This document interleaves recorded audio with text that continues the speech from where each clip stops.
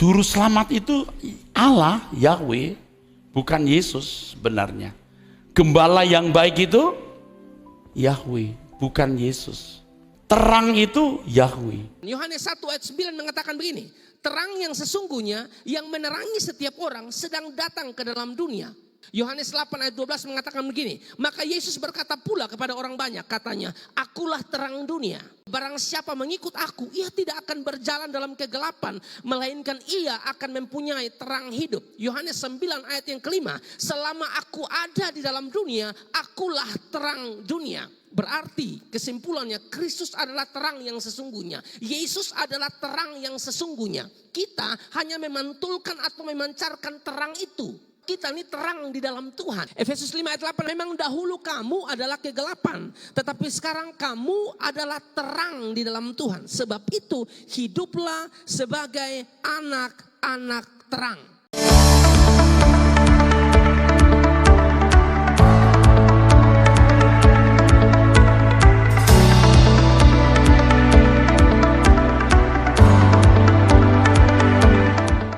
Tahu bahwa kita ini bukan terang yang sesungguhnya. Terang yang sesungguhnya itu Yesus sendiri.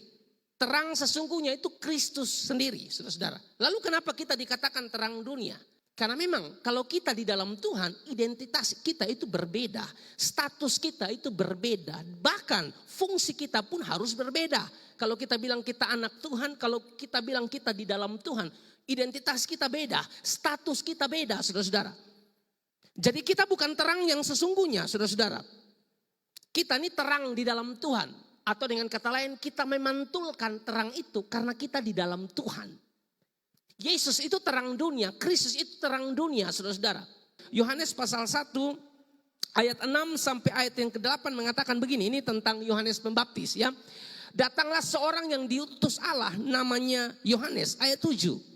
Ia datang sebagai saksi untuk memberi kesaksian tentang terang itu, supaya oleh dia semua orang menjadi percaya. Ayat 8, ia bukan terang itu, tetapi ia harus memberi kesaksian tentang terang itu.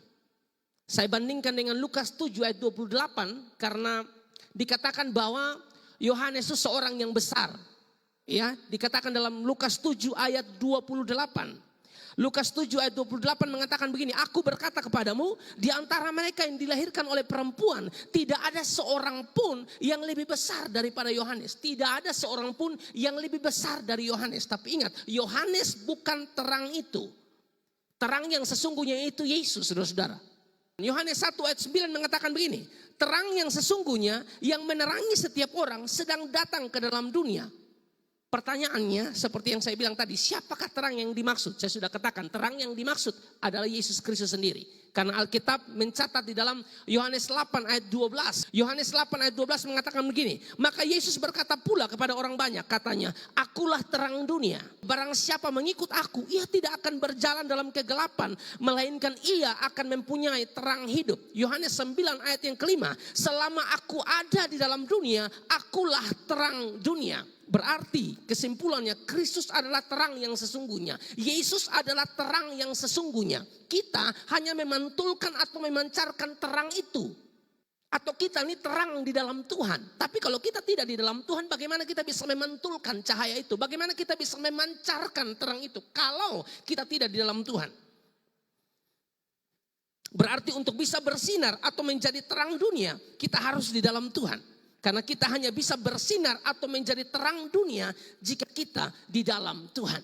Tidak semua orang yang melayani Tuhan itu di dalam Tuhan. Mereka cuma menghabiskan waktu mereka untuk melayani, tapi mereka tidak di dalam Tuhan. Tidak semua yang melayani itu di dalam Tuhan. Tapi orang di dalam Tuhan pasti melayani. Tidak semua yang ikut ibadah, rajin ikut ibadah itu di dalam Tuhan. Belum tentu, saudara-saudara. Mereka hanya rutinitas biasa. Ikut ibadah dan lain sebagainya. Tapi mereka belum tentu di dalam Tuhan. Nah, kita evaluasi diri kita ini di dalam Tuhan atau tidak. Kalau kita di dalam Tuhan, kita bisa memancarkan terang itu. Dalam hidup kita, kita berdampak.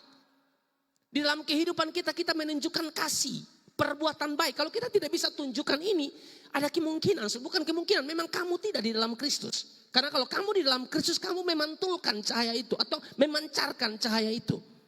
Makanya Efesus pasal yang kelima ayat 8 sampai ayat yang ke-9.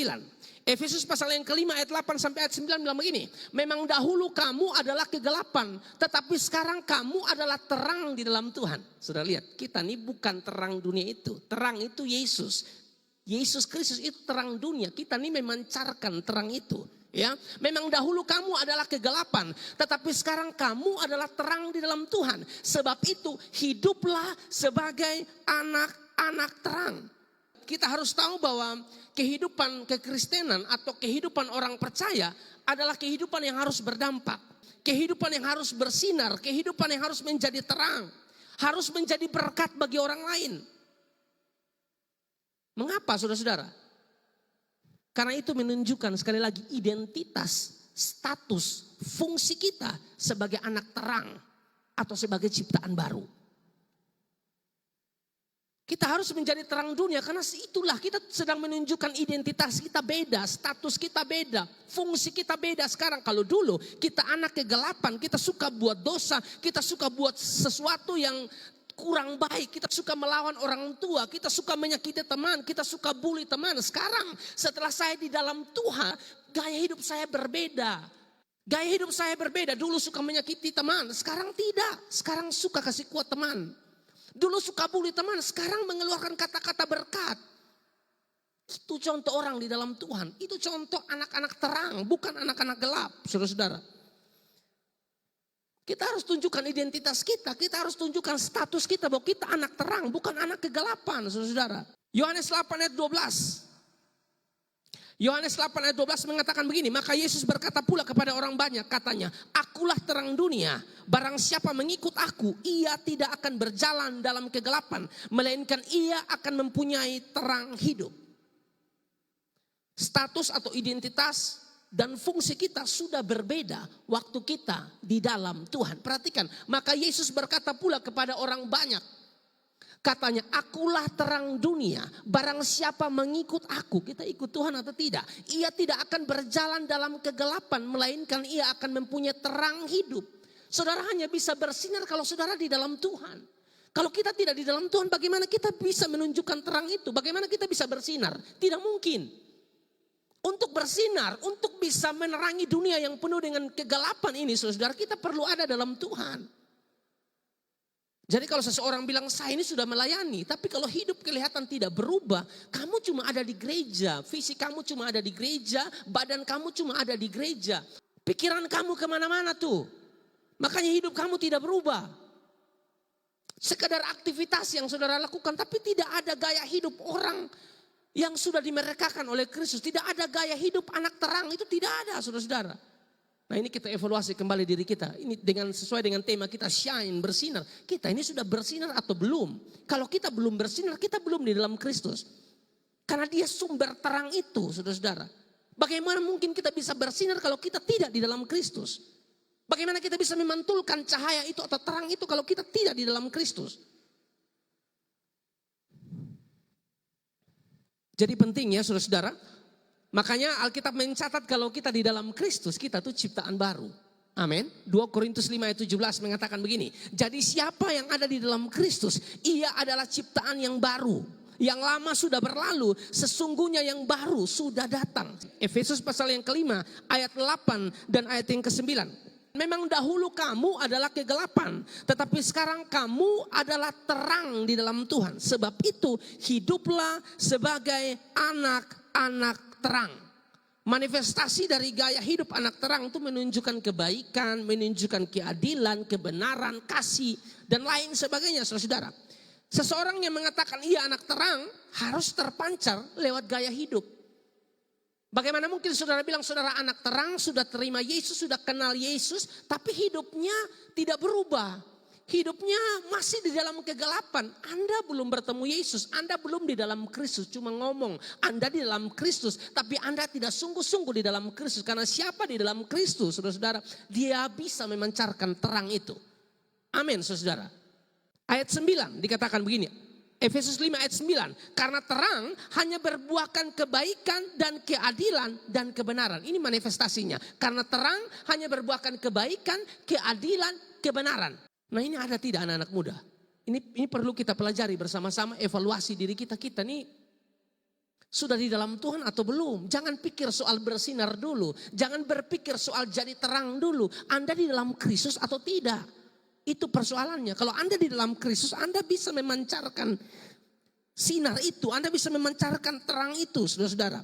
Ya, Efesus 5 ayat 9, saya baca dalam terjemahan bahasa Indonesia masa kini, dia bilang begini. Sebab dari terang itulah terbit segala macam perbuatan yang baik, adil dan tulus pada pemandangan Allah. Dalam terjemahan Alkitab mudah dibaca, karena terang menunjukkan semua perbuatan baik dan menyatakan hidup yang benar dan adil. Ini penting, saudara. Jadi kalau kita bilang kita ini orang-orang yang hidup di dalam terang, mana manifestasinya, mana gaya hidupnya, kira-kira begitu. Sudah berbuat baik atau belum? Sudah adil atau belum? Atau kita memihak, bukan adil, hanya karena teman kita baik, suka traktir kita. Lalu ada masalah antara A dan B, kita datang, kita bawa spirit yang berat sebelah, bukan adil. Harus adil, saudara-saudara. Siapapun dia harus adil. Yang berikut, kebenaran. Anda bilang Anda anak terang, tapi kalau tidak ada kebenaran di dalam diri saudara, aduh, itu dipertanyakan, saudara-saudara.